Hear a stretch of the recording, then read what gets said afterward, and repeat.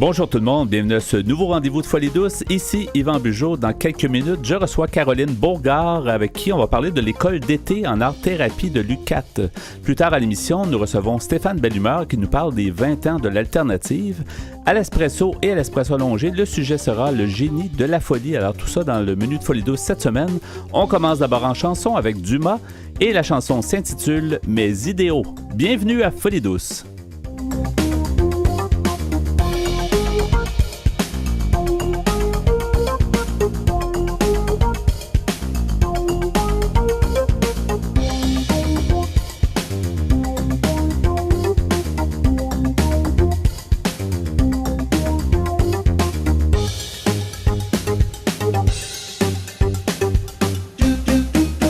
La santé mentale, c'est fondamental. Vous êtes au bon endroit à Folie douce. Je suis en compagnie de mon invité qui est Caroline Beauregard. Bonjour, Mme Beauregard. Bonjour. Bienvenue à l'émission Folie douce.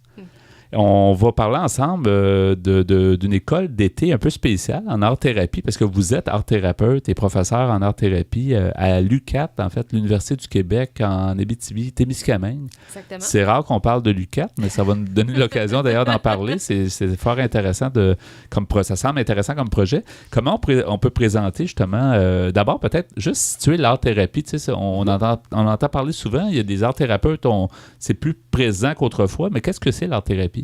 Oui, tout à fait, c'est ça, c'est exactement, on commence à en entendre parler, mais on a tout le monde un peu notre vision de ce qu'est l'art-thérapie.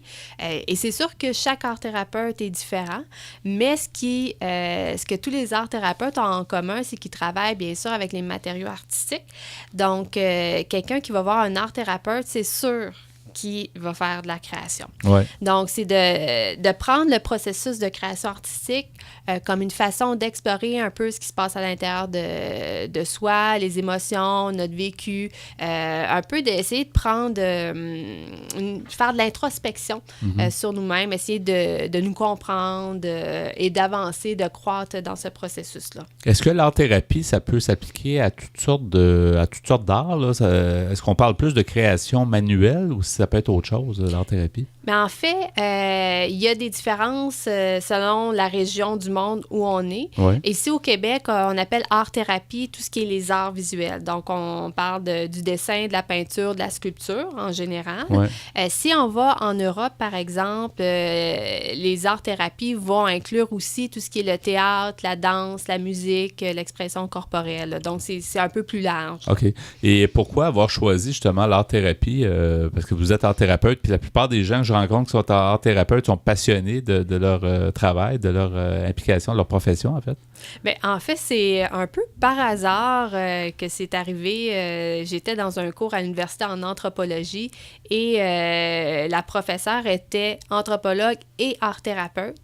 Et c'est un peu par là que j'ai connu l'art-thérapie. Et pour moi, c'était une façon que je trouvais assez originale et assez intéressante de s'exprimer autrement que par les mots. Parce que des fois, trouver les mots, c'est pas toujours évident. De prendre du recul. Et on s'entend aussi que la création artistique, c'est généralement plaisant. Donc, je trouvais que c'était une façon d'aborder là,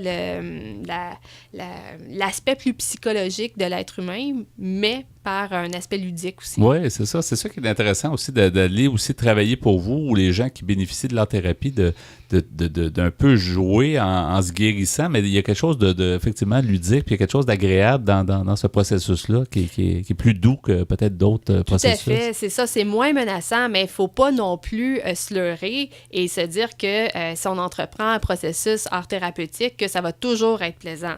Parce que si on regarde un peu nos bébites, c'est sûr que des fois, ça peut être douloureux. Ça peut faire mal, mais à quelque part, ça va faire du bien d'une certaine façon. C'est un exutoire. Exactement. Exactement. Okay. Si on revient maintenant au projet, donc l'école d'été d'art-thérapie, c'est une première édition cette année que vous avez organisée. Comment ça s'est mis en branle, en fait, cette organisation-là? Bien, en fait, c'est qu'on cherche à répondre à différents besoins. Parce que l'art-thérapie à l'UQAT, d'abord, a été offert en Abitibi-Témiscamingue. Oui. Donc, et ensuite, bon, aussi à Sherbrooke, mais ensuite à Montréal. Et on cherchait à redonner un peu à la région, à l'institution mère, ce qu'elle avait offert aux gens. Mais aussi, on rencontre souvent des art-thérapeutes, soit des finissants ou des professionnels qui sont en pratique et qui ont un besoin de formation continue. Et malheureusement, il n'y a presque rien qui est offert en termes de formation continue en art-thérapie, autre que les formations universitaires là, qui mènent à la pratique. Ouais. Donc, on cherchait, c'est ça, à offrir ça aux membres art-thérapeutes. Et aussi, on a construit l'école d'été d'une façon à ce que plusieurs arts, on parlait tout à l'heure, l'art-thérapie au Québec, c'est les arts visuels, mais là, on a inclus, par exemple, la dramathérapie aussi dans notre offre de formation continue pour ouvrir finalement là, les champs, là, les horizons là, pour les professionnels. Ça va permettre justement d'être toujours à jour, en fait, ou d'être toujours à l'affût. Puis, il y en a combien d'art-thérapeutes au Québec? Est-ce que c'est répertorié? Ouais? Oui, mais en fait, il y a l'Association des art-thérapeutes du Québec. Donc, c'est sûr que c'est pas une obligation d'être membre, mais on a déjà une bonne idée là, du nombre d'art-thérapeutes. On n'est pas beaucoup. On parle, je sais pas, en fait, je pourrais pas vous dire de façon précise les chiffres, mais je dirais peut-être une centaine, 150. Ouais, parce que c'est quand même assez niché. Oui, puis c'est assez récent. On en parle, mais je veux dire, c'est vrai qu'il y a des passionnés qui le font. Il y a des histoires là, de peut-être des années 70. C'était des pionniers. Il y avait un ou deux personnes peut-être à Montréal, dans un hôpital ou à quelque part, qui avaient réussi à faire de l'art-thérapie. Mais là, ça se pratique où, l'art-thérapie? Est-ce que ça se pratique dans les milieux hospitaliers encore? Est-ce que ça se pratique plus dans les organismes, un peu partout? C'est ça, un peu partout. Autant dans les hôpitaux, comme vous le disiez, dans les CLSC, les écoles primaires, secondaires, les organismes communautaires, pratiques privées, donc un cabinet privé. Dans le fond, c'est un peu comme n'importe quel autre professionnel. Si l'organisation est prête à accueillir un art-thérapeute, bien, les art-thérapeutes peuvent y travailler là, sans problème. Oui. Et quand vous abordez comme art-thérapeute, c'est sûr que vous êtes art-thérapeute, mais vous êtes professeur aussi. Mm-hmm. C'est juste un peu les deux côtés. Vous êtes capable de comprendre aussi le terrain, mais vous pouvez l'enseigner également. Mais quand on aborde une problématique, comment on l'aborde? Parce que comme on disait, il y a des gens qui ont beaucoup de trucs enfouis en eux, il y a beaucoup de souffrance, ça. Donc, comment on doit gérer ça? Parce que c'est beau de connaître la technique de l'art, mais gérer l'émotion humaine, on fait comment? Là? En fait, c'est beaucoup de savoir-être. Oui, l'écoute et tout ça aussi. Exactement, l'écoute, l'accueil, le non-jugement. Parce que personnellement, je trouve que c'est un gros frein, parfois, le jugement à l'expression, parce que si on a peur que l'autre personne réagisse mal, c'est sûr qu'on ne s'exprimera pas. Mais il se passe quoi? Tu sais, si la personne, je sais pas, je vous donne un exemple, ça peut être, c'est un exemple comme ça, mais quelqu'un fait de la peinture rouge, mais tu sens qu'il y a de la souffrance, il y a quelque chose qui sort. Il faut intervenir, j'imagine, puis la personne est en pleurs, par exemple. Donc, c'est une situation que c'est d'écoute, mais c'est pas évident, là, de... Mais en fait, la pratique art-thérapeutique, qui est aussi d'autres pratiques là, psychothérapeutiques, mais il y a toujours le cadre. On parle du cadre sécuritaire, qui est autant... Le cadre peut être la pièce où on se trouve. Le cadre peut être, justement, vous parliez de peinture, le canevas, le papier représente aussi un cadre. Donc, on essaie si on voit que la personne se désorganise, on essaie de la recadrer pour recanaliser ses énergies de façon positive. Okay. Donc, on peut, par exemple, proposer de changer le format du papier. S'il y a un trop grand format ou si la peinture, c'est trop difficile en ce moment, on va jouer avec les matériaux, avec les outils, les supports, pour faire en sorte que ça réponde aux besoins du moment de la personne. Oui. Donc, c'est ça, c'est beaucoup d'écoute, s'adapter, être prête à réagir à toutes les situations. Il n'y a jamais une journée pareille comme art-thérapeute. Hein, exactement. Donc, on parle, c'est ça, de l'école d'été en art-thérapie. Idéalement, vous souhaitez quoi comme résultat? C'est parce que vous voulez certainement le ramener d'année en année. C'est sa première édition en 2018. J'imagine que c'est quelque chose que vous voulez poursuivre pour justement permettre d'avoir une formation continue. Mais on vise quoi avec l'école d'art-thérapie à moyen-long terme? En fait, on offre 2 cours universitaires qui sont intégrés à ce qu'on appelle le micro-programme de 2e cycle en art-thérapie, qui est, dans le fond, des cours un peu plus d'introduction à la formation art thérapeutique. Donc, si les gens veulent poursuivre par la suite leur formation, ils pourront le faire. Donc, on a ça. Les formations continues, bien sûr, on en a 5. Donc, comme je vous disais, là, qui vont aller toucher différents aspects. Donc, on cherche à ce que les formations soient bien sûr comblées, les espaces de participation comblés. Mais c'est surtout, je pense, une façon de faire connaître l'art-thérapie. Oui. C'est ça, parce que ça pourrait s'adresser aussi, dans le fond, c'est d'ouvrir, d'en faire parler, puis de faire en sorte que, ouais. Et justement, vous me faites penser que c'est pas juste ouvert aux futurs art-thérapeutes ou aux diplômés en art-thérapie, mais c'est ouvert, par exemple, à, je sais pas, moi, une éducatrice qui serait intéressée à travailler avec les arts, avec les enfants, travailleuse sociale, donc d'autres professionnels. Donc, ça pourrait être adapté à quelqu'un qui n'a pas tant de connaissances, mais qui est intéressé par le sujet, là. Exactement, c'est une première entrée en matière. Oui, c'est intéressant. Qu'est-ce que, je ne sais pas si vous avez eu l'occasion d'étudier ça, mais on parlait tantôt de différents types d'art-thérapie à travers le monde. Est-ce qu'il y a des pratiques qui sont inspirantes puis qu'on pourrait éventuellement justement s'inspirer ici même pour mettre de l'avant? Tu sais, l'art-thérapie, elle doit exister depuis très longtemps, ça ne s'appelait pas comme ça. Il y a peut-être des façons de faire dans des pays qui ont plus peut-être d'historique en termes d'art, là. En fait, il n'y a pas beaucoup, tant que ça, de pays là, qui en font de l'art-thérapie, mais la beauté de l'art-thérapie, c'est que ce sont des créateurs qui sont dans ce domaine-là. Donc, l'art-thérapie a déjà de multiples visages. Donc, oui, on peut s'inspirer de d'autres pratiques, mais je pense que c'est déjà suffisamment ou assez diversifié, là. Oui. C'est ça. Les gens qui veulent en savoir plus, comment ça fonctionne? Est-ce que les gens, d'abord, est-ce que les cours se donnent dans la région de Montréal? Est-ce que ça se donne en Abitibi-Témiscamingue? Ou comment ça se passe? Bien, pour justement, comme je le mentionnais, pour redonner un peu les lettres de noblesse à l'UQAT, ça se donne à Rouyn-Noranda. Ouais. Donc, c'est au mois de juin. C'est l'été, en fait, c'est ça? Exactement, l'école d'été. Et les cours universitaires sont offerts de façon intensive, donc une semaine intensive. Les formations continues sont d'une durée de 1, 2 ou 3 jours. OK. Et donc, les gens peuvent s'inscrire, peuvent aller consulter le site web qui est ucat.ca/école-art-thérapie. Ouais. Donc, ils vont avoir l'information, description des cours, comment s'inscrire et les numéros de téléphone, les coordonnées des personnes à contacter. C'est ça. Et si les gens n'ont pas pu le noter, ben, j'imagine qu'en cherchant École Art-Thérapie UQAT, on devrait UQAT, là, on devrait tomber dessus. Là. Il ne doit pas en avoir des dizaines qui portent le même nom. C'est fort intéressant. Avez-vous quelque chose à rajouter? Il reste juste comme 30 secondes, mais c'est très bien. Non, je pense qu'on a fait le tour. Ouais. Je vous remercie beaucoup. Merci beaucoup, Mme Caroline Bourgard. Donc, art-thérapeute et professeure en art-thérapie à l'UQAT.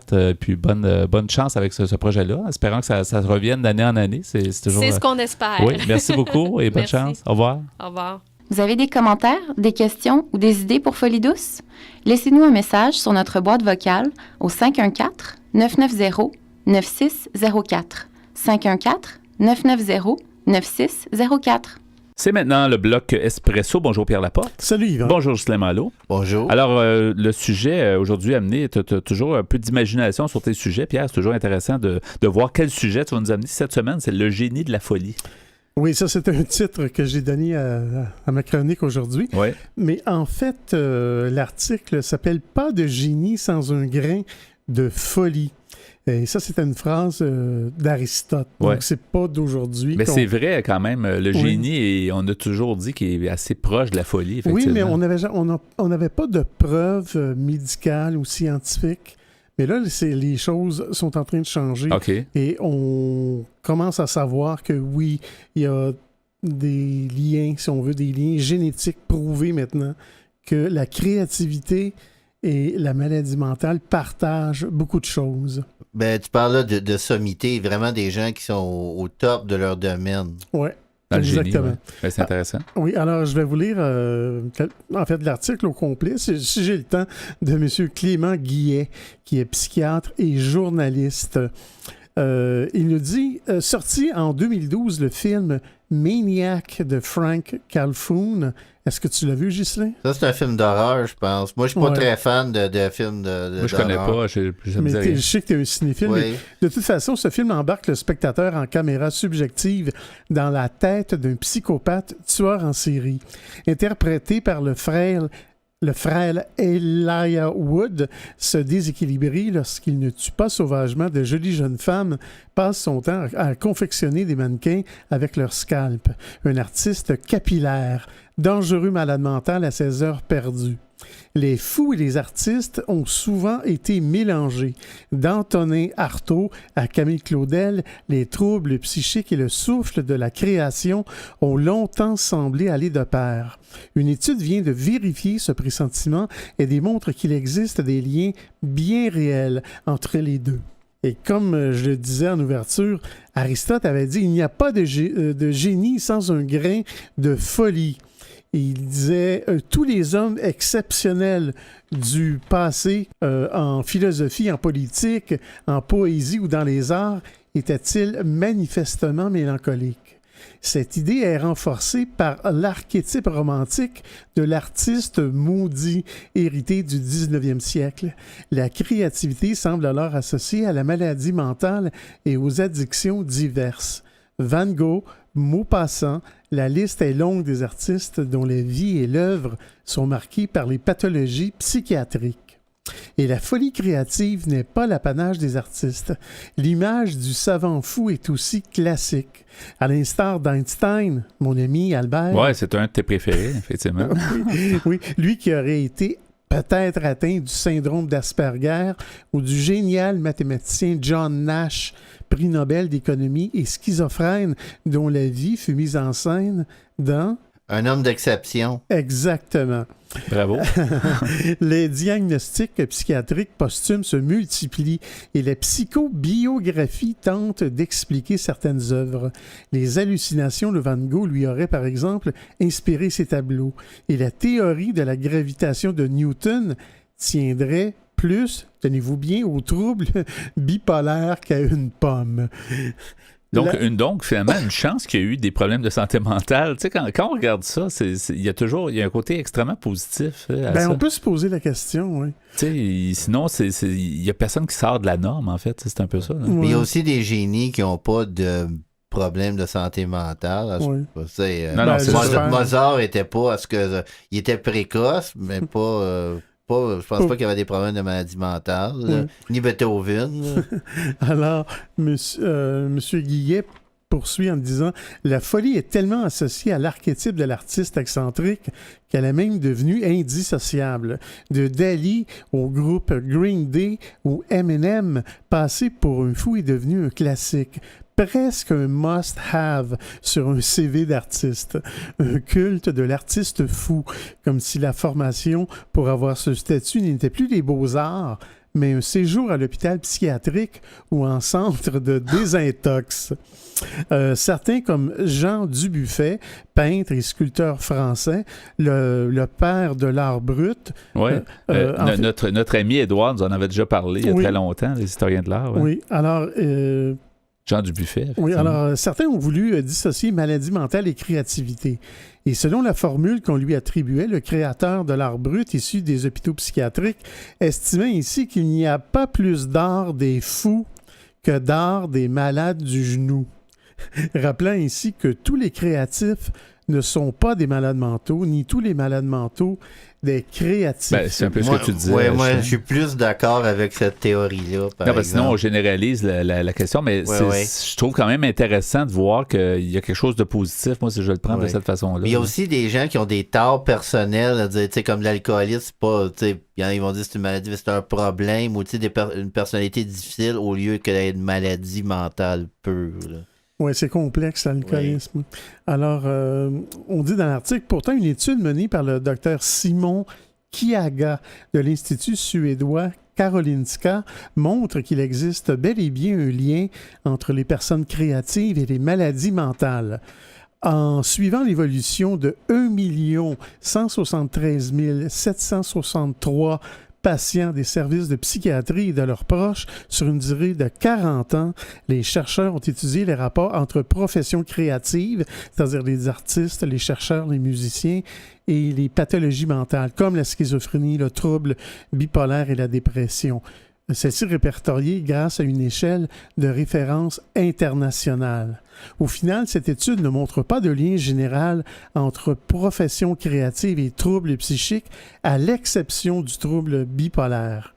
Mais pris à part, les écrivains se révèlent être de manière significative plus à risque pour toutes sortes de pathologies psychiatriques. Comme à notre habitude, on va pouvoir poursuivre. On va faire durer le plaisir plus longtemps à l'espresso allongé. Donc, le génie de la folie, un excellent sujet. Pierre, merci. Merci, Ghislain. Demeurer à l'antenne de Folie Douce.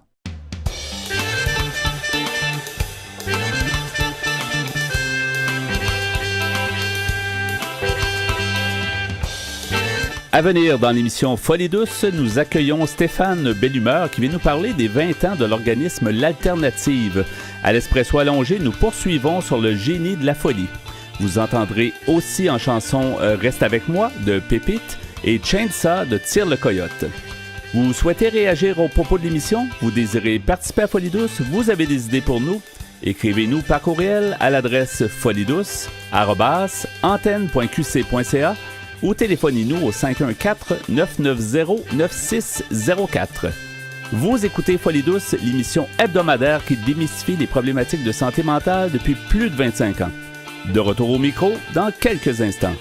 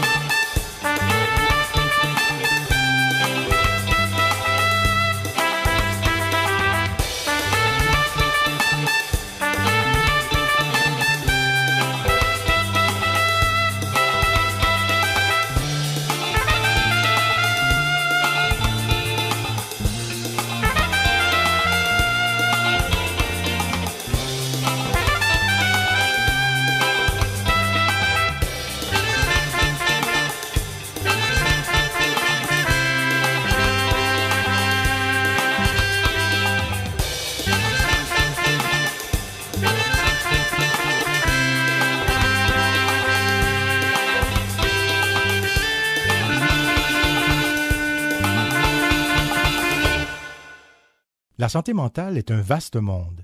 Venez avec nos chroniqueurs qui nous amènent en territoires inconnus. J'accueille maintenant mon invité qui est Stéphane Bellumeur. Bonjour Stéphane. Bonjour Yvan. Bonjour, c'est un plaisir de te recevoir en studio. Tu fais partie un peu de l'équipe de Folie Douce depuis un bout de temps. Tu as déjà participé à nos émissions et tu t'impliques aussi à une ressource communautaire qui est l'Alternative dans l'est de l'île de Montréal. C'est ça qu'on va parler aujourd'hui parce qu'il y a un 20e anniversaire, je pense, qui est souligné cette année. Ben oui, tout à fait. Cette année, en 2018, l'Alternative Centre de jour en santé mentale fête ses 20 ans. Ouais. Alors, beaucoup de choses au menu cette année, beaucoup de nouvelles choses au niveau de la programmation, au niveau du centre comme tel, beaucoup de changements.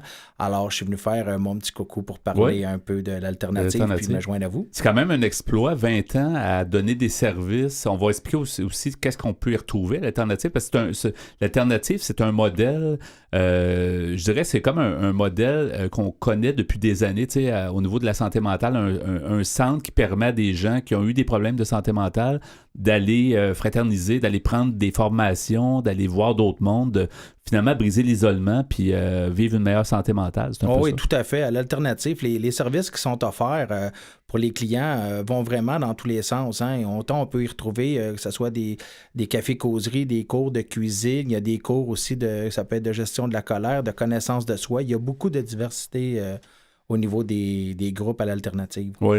Et si tu peux nous expliquer comment ça se passe, donc, c'est un local que c'est quand même assez grand, là, sur 2 étages, je ne me trompe pas. Mais comment ça se passe au quotidien, du lundi au vendredi, ou êtes-vous ouvert aussi les week-ends? Ben nous, on est ouvert du lundi au jeudi. On offre même les dîners. Il y a des séances le matin, il y a des séances l'après-midi. C'est des groupes de 2 heures, des séances de 2 heures. Et puis, on peut dîner ensuite à l'Alternative. On peut soit amener son lunch. Maintenant, il y a même des repas qui sont offerts.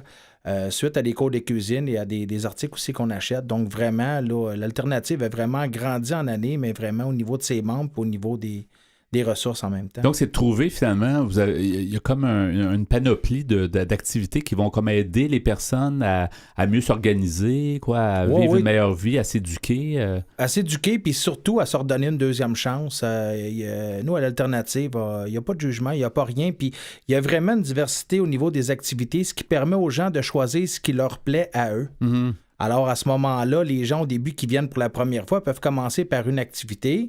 Puis par la suite, on peut passer à 2 ou à 3, dépendamment, mais les gens, ils vont à leur rythme, vraiment. Qui sont les clients ou les usagers de l'alternative? Qui va à l'alternative? Comment on peut expliquer ça? Parce que c'est des gens qui ont eu un problème de santé mentale. C'est pas écrit dans leur visage. C'est pas une problématique physique. C'est pas un handicap visible. Donc, comment on peut définir qui va à l'alternative? Bien, comme tu l'as si bien dit, des gens qui ont eu des problèmes de santé mentale, souvent qui ont été référés ou qui ont été hospitalisés.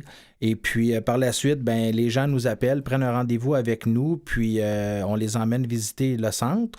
On explique le procédé, puis c'est une clientèle de 18 ans et plus. Je te dirais, homme-femme, pas mal moitié-moitié. Ouais. Puis, c'est ça, les gens viennent visiter en premier, ont une visite des lieux avec les intervenants, une programmation des cours qui s'y donnent, et puis après ça, ben, c'est à eux de décider s'ils veulent. Mais on a toujours un bon roulement. C'est ce qui fait avec les années, que le 20e, même, on est en croissance. Fait que c'est encourageant de voir que les gens, maintenant, s'isolent moins, puis ils viennent, puis trouvent des réponses à leurs questions, puis à leur bien-être. Et quand on parle de santé mentale, ça peut être une dépression majeure, ça peut être un problème de schizophrénie, ça peut être un problème de maniaco-dépression, ça peut être plein d'autres choses. Il y a toutes sortes de problématiques, puis ça touche tout le monde. On le rappelle souvent à l'émission, mais quelqu'un peut être très bien, puis tout à coup, beaucoup de stress dans sa vie, des coups durs, sa vie, sa santé mentale bascule, puis c'est ça, ensuite, on essaie de se rétablir. Donc, vous venez en aide sûrement à des gens qui veulent s'en sortir. Ah, comme tu l'as si bien dit, hein, il y a plusieurs causes au niveau de la maladie mentale, que ce soit la dépression, la schizophrénie ou d'autres choses. Les gens, ils viennent, puis nous, il n'y a aucun jugement, il n'y a pas rien, puis il y a vraiment une belle équipe à l'alternative, puis les gens, ils sont bien, puis...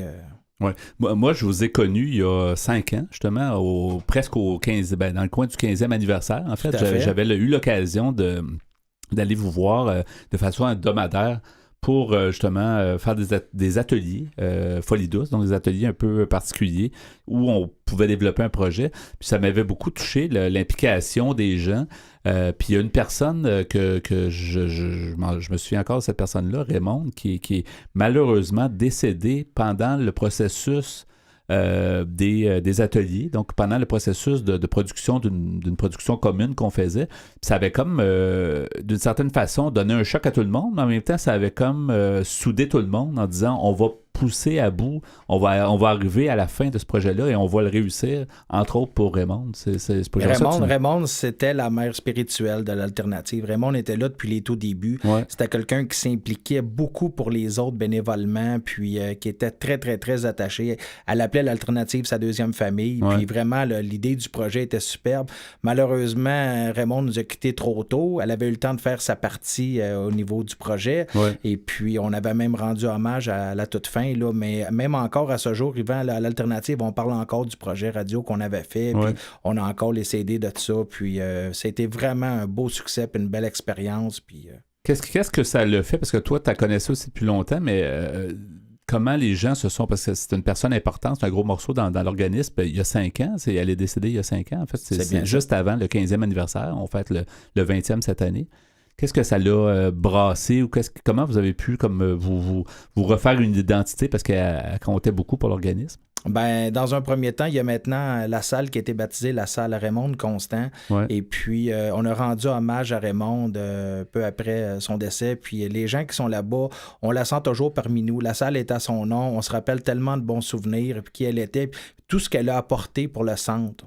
Parce que Raymond, il ne faut pas oublier que c'était une membre de l'alternative, une bénévole, mais qui s'impliquait pour les autres beaucoup. Mhm. Puis on n'a jamais oublié ce qu'elle était, ce qu'elle apportait, ce qu'elle faisait pour nous. Alors, c'était vraiment... Les liens se sont serrés. C'est toujours une perte, mais on la sent présente parmi nous à l'Alternative. Quand on est à l'Alternative, on sait que Raymond est là quelque part avec nous. Comment les gens peuvent participer à vos activités? Est-ce que c'est des gens absolument du coin, de l'Est de Montréal? Ou comment ça fonctionne? Mais au fait, on a des gens qui viennent de partout. On a une bonne majorité des gens qui viennent de l'Est de Montréal, mais on a des gens qui viennent un peu plus partout maintenant. Nous, c'est très facile. Hein. Notre adresse, c'est le 11 813 rue Notre-Dame-Est. Alors, au métro Honoré-Beaugrand, on peut prendre l'autobus 189S. C'est tout près de Saint-Jean-Baptiste et Notre-Dame. Et puis, sinon, les gens peuvent venir sur notre site au www.l'alternativecentre-de-jour.org. En un mot, donc l'alternativecentre-de-jour.org. Et puis, au téléphone, c'est le 514-640-1200. Dans le 514-640-1200. Vous pouvez appeler, prendre un rendez-vous, venez prendre un petit café avec nous, vous allez adorer ça. Ouais. Il y a une belle équipe à l'Alternative. Ah, c'est vraiment un beau lieu. J'aimerais ça qu'on ait encore quelques minutes, Stéphane. C'est intéressant d'en entendre plus sur l'Alternative, mais j'aimerais ça parler un petit peu du portrait, si tu veux, de l'Est de Montréal. Tu sais, c'est souvent une région vous êtes sur l'île, mais on a l'impression que vous êtes en banlieue, tellement que c'est... Pour certains, vous êtes loin du centre là, de Montréal. Comment tu pourrais décrire ce coin-là? Puis en rapport aussi avec la santé mentale, comment c'est au niveau du dynamisme des organismes? Là, Malheureusement, pendant trop d'années, les gens avaient des préjugés sur Pointe-aux-Trembles, sur tout ce qui était l'Est, mais ça a beaucoup changé depuis les dernières années. Beaucoup de choses sont construites, que ce soit autant Pointe-aux-Trembles que Rivière-des-Prairies. Ouais. On a quand même bien grandi, puis...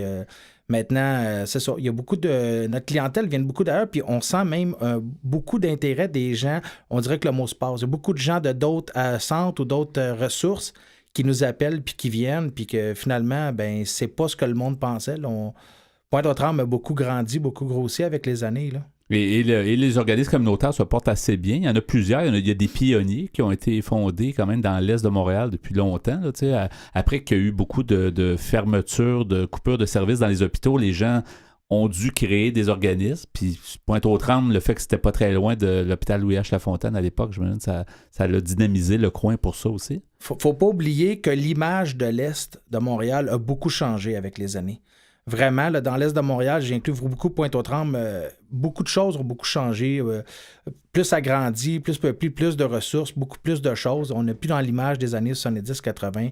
On a vraiment une belle image, on a beaucoup de belles choses dans l'Est de Montréal, dans la pointe de l'île, entre autres. Mm-hmm. Puis il n'y a plus non plus autant d'activités au niveau des raffineries. C'était souvent associé à la production de pétrole, puis tout ce qui s'ensuit, là, peut-être la qualité de l'air ou autre. Là. Souvent, c'est ça. Les gens avaient peut-être une mauvaise image de l'Est, mais les gens, s'ils viendraient plus dans l'Est, verraient comme mon Dieu, ça a beaucoup changé.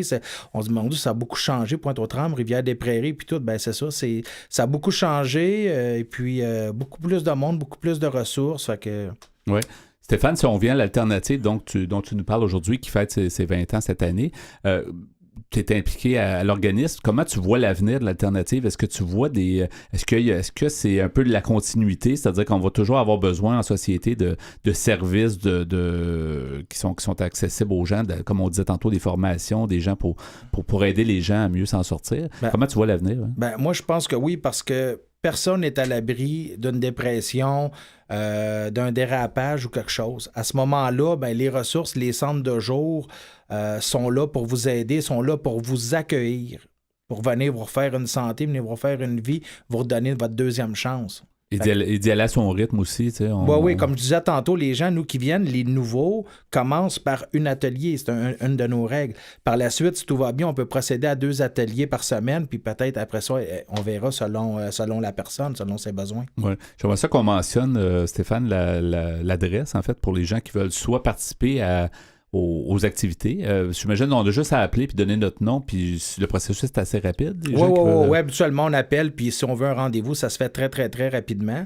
Alors, l'adresse, c'est le 11 813 rue Notre-Dame-Est, près de Saint-Jean-Baptiste. Donc, 11 813 Notre-Dame-Est, près de Saint-Jean-Baptiste. On téléphone dans le 514-640-1200.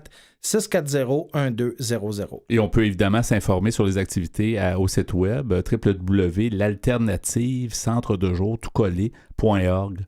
Ça, c'est l'adresse pour avoir le plus de détails possible sur Au niveau de la programmation, évidemment, c'est saisonnier. Hein. La programmation change avec les saisons, donc il ne faut pas que vous pensiez que cette programmation-là est là pour l'année. On change 3 fois par année. Donc, En terminant, il nous reste peut-être une minute. Qu'est-ce que tu trouves qui a peut-être été la programmation ou l'activité la plus intéressante de ces dernières années, d'après les commentaires des membres, tout ça? Est-ce qu'il y a quelque chose qui a vraiment bien marché et qui a été comme peut-être une surprise? Là? Bien, c'est sûr que le projet radio, nous, on ne l'a pas vu venir. On a été même un peu surpris de cette nouvelle-là.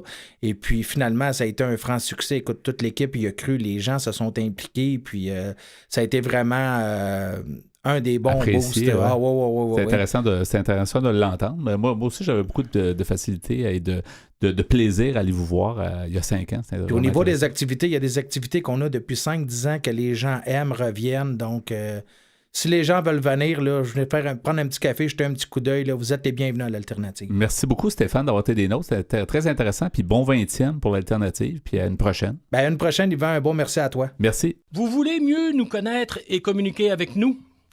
Visitez notre site Internet au www.antenne.qc.ca. antenne.qc.ca. De retour au micro à l'Espresso allongé, le sujet entamé plus tôt à l'Espresso, le génie de la folie, Pierre, et Ghislain toujours à notre compagnie. Toujours nous. Alors, on poursuit le sujet qui est très intéressant. Oui, comme je disais, on a maintenant la preuve de plus en plus concrète que, oui, le génie, c'est-à-dire la créativité, est proche de la folie. Et je continue ma lecture de cet article de M. Clément Guillet, qui est psychiatre et journaliste français. Alors, il nous dit « La schizophrénie, les troubles bipolaires, la dépression, les addictions, les troubles anxieux ou le suicide, être auteur semble dangereux pour la maladie mentale ou une santé mentale défaillante semble devoir pousser à l'écriture. » C'est pas trop rassurant pour ceux qui aiment écrire. D'ailleurs, toi, Ghislain, j'ai pensé que t'aimes beaucoup écrire. Je suis peut-être pas si extrême que ça. Inquiétez-vous pas. J'ai pas de chance de te garrocher dans le fleuve Saint-Laurent. Des statistiques qu'on pourrait illustrer par les dessins de Verlaine, qui était alcoolique, Virginia Woolf et Hemingway, qui était bipolaire et se sont suicidés, ou encore Michel Houellebecq, un dépressif.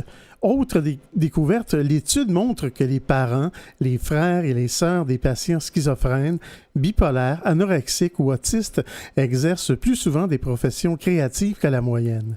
Un lien entre créativité et maladie mentale semble donc bien exister si l'on prend en compte la famille dans sa globalité. Il est clair qu'une œuvre est le résultat d'un travail et de contexte favorable, mais remettre en cause des normes, trouver des solutions inédites est indispensable. C'est la créativité. En fait, la définition que l'on donne à la créativité sur l'Internet, on voit souvent capacité ou pouvoir qu'a un individu de créer, c'est-à-dire d'imaginer et de réaliser quelque chose de nouveau. C'est bien dit. Oui, c'est vrai. Mais il faut aussi dire que ça prend ça aussi, parce qu'il faut quand même dire que faut que tu aies un sujet, faut que tu redéfinisses, dire un problème social quand tu écris. Tu veux parler de quelque chose. Ouais. Là, ça peut être du divertissement aussi. C'est pas toujours un but. C'est sûr. Ouais. Mais faut que tu parles quand faut que tu aies un art. Faut que tu parles même dans il y a du divertissement qui est profond. Le divertissement, c'est pas juste comme. C'est pas juste léger. Léger comme un biscuit, un peu, dire. Fade. Fade, là. Ouais, effectivement. Alors, je poursuis ma lecture de l'article de M. Clément Guillet. Il nous dit, selon les auteurs de l'étude, le lien familial entre les personnes créatives et des pathologies comme la schizophrénie, le trouble bipolaire ou l'autisme pourrait avoir un rapport avec 3 composantes de la créativité. Premièrement, la capacité à faire des associations inhabituelles qu'on trouve dans la schizophrénie et dans la personnalité typique. Deuxièmement, la motivation et le surinvestissement qu'on retrouve avec le trouble bipolaire. Et troisièmement, un intérêt intense et restreint pour certains domaines, qui fait penser aux traits autistiques. Ce n'est pas la première fois que le trouble bipolaire a été supposé propice à la créativité. À la phase dépressive, son lot de remise en cause succède la période d'hypomanie qui peut permettre son expression. Intense activité, fluidité des idées, confiance en soi, insomnie sans fatigue, autant de symptômes qui peuvent favoriser la créativité. La création peut aussi être un catharsis des troubles de l'humeur, comme l'écrit Antonin Artaud, acteur français. Nul n'a jamais écrit ou peint, dit-il, sculpté, modelé, construit, inventé que pour sortir, en fait, de l'enfer. Peut-être qu'il va un peu loin, mais c'est son opinion. C'était imagé. Oui, en général, il faut qu'il y ait des familles qui aiment la culture. Un exemple, même si quelqu'un... Tu sais, les Arcans, il y a Denis qui est cinéaste, Gabriel, puis le Bernard qui était entrepreneur. Leur père était marin. Je ne sais pas s'il aimait la culture. Leur père était comme pas vraiment propice. Des fois aussi, un frère aîné va influencer les autres. Ça peut être ça aussi. Ou des familles qui aiment la culture, mais qui ne sont pas riches. Des fois, le patrimoine génétique, ça peut sauter une génération aussi. Quelqu'un peut être créatif, mais il retient ça de son grand-père. Puis c'est pas nécessairement... j'ai l'impression qu'on ne retient pas nécessairement non plus de nos ancêtres. Là-dessus, ça peut être que nous-mêmes, on est fait comme ça. Oui, c'est vrai. Ou l'amour de la scolarité aussi. Aussi, c'est ça. C'est pas nécessairement une hérédité. Là. Alors, M. Pierre Guillet continue en disant... mais les auteurs rappellent aussi que lorsque les symptômes deviennent trop intenses, la créativité s'effondre, traçant une relation entre créativité et psychopathologie. Maintenant, il pourrait y avoir aussi une véritable explication neurologique. Certains auteurs ont même recherché une explication neurobiologique. En 2010, une étude dirigée par le docteur Oriane de Manzano au sein du même institut suédois avait étudié la présence de récepteurs de dopamine chez des personnes saines créatives. Et il avait constaté que, comme chez les personnes souffrant de psychose, ces récepteurs manquaient dans une zone particulière du cerveau, c'est-à-dire le thalamus. Un déficit qui pourrait expliquer un moindre filtrage conduisant à des idées novatrices chez les personnes créatives ou des idées délirantes chez les schizophrènes. L'étude menée par le Dr Kiaga, la plus complète à ce jour sur le sujet, vient donc valider une intuition ancienne. Il existe effectivement un lien entre folie et créativité, et ce lien n'est ni nécessaire ni suffisant à la réalisation d'une œuvre, et les hôpitaux psychiatriques ne sont pas remplis d'artistes en devenir pour autant. Mais cette nouvelle approche éclaire d'une autre lumière la création et contribue à déstigmatiser la pathologie mentale. Moi, je pensais que la plupart des hommes voulaient devenir artistes pour impressionner les filles. Parce qu'en général, c'est pour ça que beaucoup de gars, il y en a qui le font. Oui, mais je pense qu'ils ont quand même un talent de base. Oui, un talent de base, mais il y a aussi comme on a dit, j'ai pas l'expression en français, malheureusement, qu'on appelle des fringe benefits, c'est-à-dire que les gens essayent de profiter. Là. Il y a des incitatifs, en fait. Oui, c'est le mot. Merci Pierre pour ce beau sujet, donc le génie de la folie. Merci Ghislain pour ta participation également. Demeurez avec nous à Folie douce. Vous aimeriez réentendre nos émissions, entrevues et chroniques via YouTube? Pas de problème. Pour y accéder, visitez notre site web antenne.qc.ca, antenne.qc.ca. Pour conclure ce rendez-vous de Folie douce, à ma compagnie Ghislain Malo. Bonjour Ghislain. Alors, on va y aller avec nos chansons écoutées cette semaine. On écoutait en début d'émission Mes idéaux. De Dumas. On a écouté J'ai retrouvé mon mojo. D'Anaïs. Oui, dans la deuxième partie de l'émission, on a écouté Reste avec moi. Du groupe Pépite. Et à l'instant, Chainsaw. De Tire le Coyote. Ben voilà, merci beaucoup pour votre choix musical à toi et à Pierre. Merci de ta participation également au micro beaucoup pour les espressos et espressos allongés. Merci Pierre Laporte à la mise en onde. Bienvenue. Et merci pour ton sujet que tu nous as amené dans les espressos, donc le génie de la folie. C'était très intéressant. Je remercie également notre invitée en début d'émission, Caroline Beauregard, qui nous a parlé de l'école d'été en art-thérapie de l'UQAT. Et on avait aussi Stéphane Belumeur qui nous a parlé des 20 ans de l'alternative. Alors, c'était le menu de Folie douce cette semaine. C'est Yvan Bugeaud à l'animation. Bonne semaine à tous et à la prochaine Folie douce. Au revoir.